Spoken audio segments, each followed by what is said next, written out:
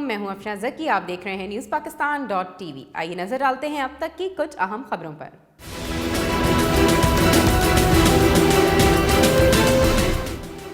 Line of control پر بھارتی فوج کی اشتعال انگیزی، پاک فوج کے 2 جوان شہید، جوابی کارروائی میں 3 بھارتی فوجی ہلاک۔ DGI/SPR کے مطابق شہید ہونے والے جوانوں میں نائب صوبیدار کانڈیرو اور سپاہی محمد احسن شامل۔ ISPR کے مطابق گزشتہ 36 گھنٹوں کے دوران بھارت کی جانب سے لائن آف کنٹرول پر جنگ بندی کے معاہدے کی متعدد بار خلاف ورزیاں کی گئیں۔ وفاقی حکومت نے سپریم کورٹ میں آرمی چیف کی مدت ملازمت میں توسیع کے حوالے سے نظر ثانی کی درخواست دائر کر دی۔ نظر ثانی اپیل میں لارجر بینچ تشکیل دینے اور کیس کو ان کیمرہ سماعت کرنے کی استدعا۔ اپوزیشن لیڈر شہباز شریف کی LOC پر بھارتی فوج کی بلا اشتعال فائرنگ کی شدید مذمت، کہا بھارتی حکمران خطے میں آگ بھڑکانے کے درپے ہیں۔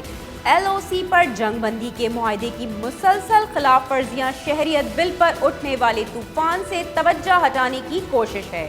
بھارت کے اندر سے عوام نے انتہا پسند حکومت کو مسترد کر دیا ہے۔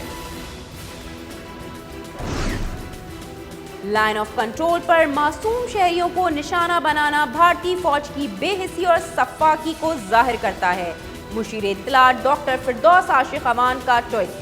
لکھا، لائن آف کنٹرول پر بسنے والے بہادر عوام کو خراج تحسین پیش کرتے ہیں، جو دفاع وطن کے لیے اپنی مسلح فوج کے ساتھ شانہ بشانہ سینہ سپر ہے، ان کی قربانیوں کو سلام پیش کرتے ہیں۔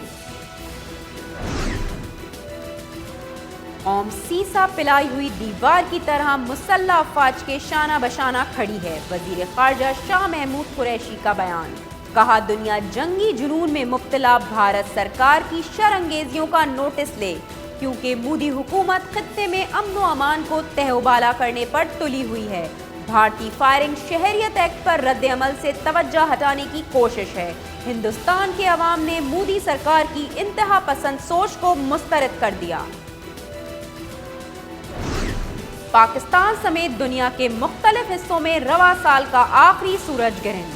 محکمہ موسمیات کے مطابق کراچی میں سورج گرہن کا آغاز صبح 7:34، کوئٹہ میں صبح 7:39، وفاقی دارالحکومت اسلام آباد میں صبح 7:50 اور لاہور میں صبح 7:47 پر ہوا۔ محکمہ موسمیات کے مطابق پاکستان کے تمام جنوبی علاقوں میں 20 سال بعد سورج گرہن ہوا۔ اس سے قبل 11 اگست 1999 کو پاکستان میں سورج گرہن ہوا تھا۔ نیپرا نے بجلی کی قیمت میں ₹1.56 فی یونٹ اضافے کی منظوری دے دی۔ اکتوبر کے مہینے میں پانی سے 25.48%، مقامی گیس سے 12.17% اور درآمدی LNG سے 25.41% بجلی پیدا کی گئی۔ اس دوران ہائی سپیڈ ڈیزل سے بجلی پیدا نہیں کی گئی، جس کی وجہ سے بجلی کی پیداواری لاگت میں ₹1.73 فی یونٹ اضافہ ہوا۔ نیپرا کا موقف، قیمتوں میں حالیہ اضافے سے صارفین پر 14.50 ارب کا بوجھ پڑے گا۔ اس کا اطلاق کے الیکٹرک صارفین پر نہیں ہوگا۔